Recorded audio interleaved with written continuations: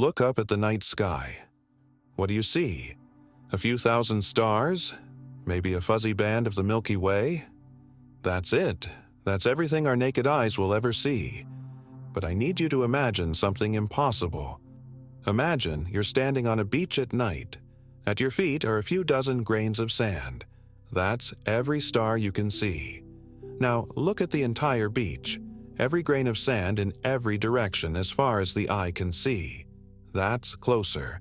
Now imagine every beach on Earth, every grain of sand on every coast, every desert dune, every playground sandbox on the planet. That is how many galaxies exist in our universe. But how do we know that? And what does that number actually mean for us? That's what we're uncovering today. For most of human history, we thought the Milky Way was the universe. Everything else was just fuzzy patches, nebulae, inside our own galaxy. Then, in the 1920s, Edwin Hubble pointed a telescope at one of those fuzzy patches, the Andromeda Nebula. He found stars at a distance so vast it proved Andromeda was its own island universe, a galaxy. Our universe instantly became millions of times larger overnight. But the real shock came decades later. In 1995, astronomers pointed the newly fixed Hubble Space Telescope at what looked like nothing. A patch of sky so empty it was like looking through a drinking straw at the darkest part of the night. They pointed it there for 10 days straight, gathering every single photon of light. It was a gamble. What came back didn't just change astronomy, it changed humanity. The Hubble Deep Field image didn't show an empty black void. It showed a universe crammed with galaxies. Over 3,000 of them. Spiral galaxies. Elliptical galaxies. Tiny red smudges of light that were infant galaxies from near the dawn of time. In a patch of sky the size of a grain of sand held at arm's length, there were thousands of entire islands of stars. The message was clear. The universe wasn't just big, it was inexhaustibly full. So, how do you go from 3,000 galaxies in a grain of sand patch to a total number for the entire sky? You do the cosmic math.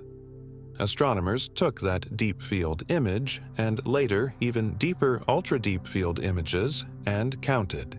They then asked, if this tiny, seemingly empty patch contains this many galaxies, how many similar patches fit into the entire sphere of the sky? The answer is about 40 million patches. Multiply.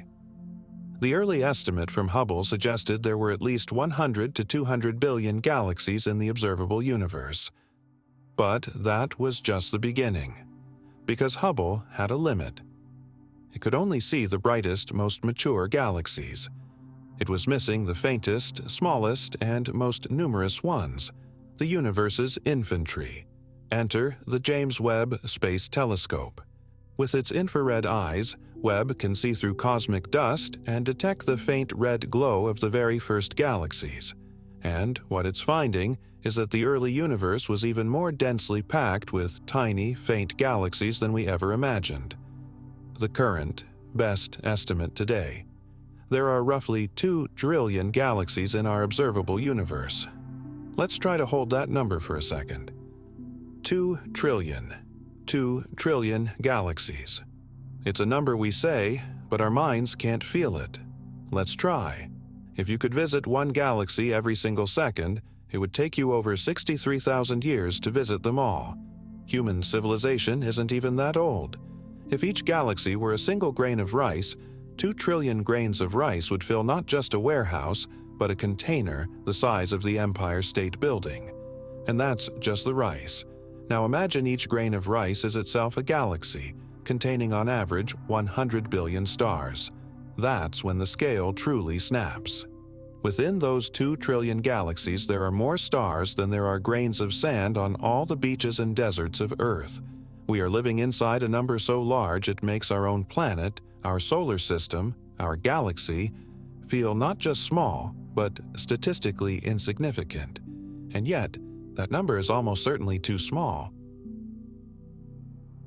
We've been talking about the observable universe.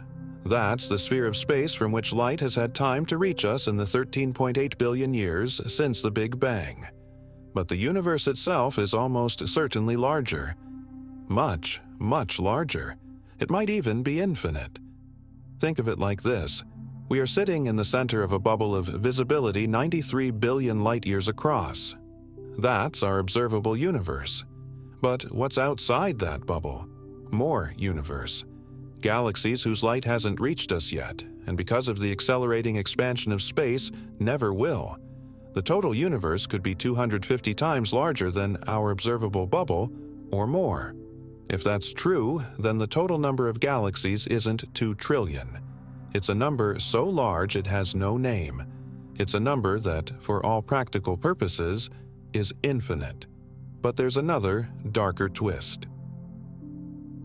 2 trillion galaxies is a snapshot. It's how many we see now. But the universe is aging, and it's changing in a profound way. The expansion of the universe isn't just moving galaxies apart, it's accelerating.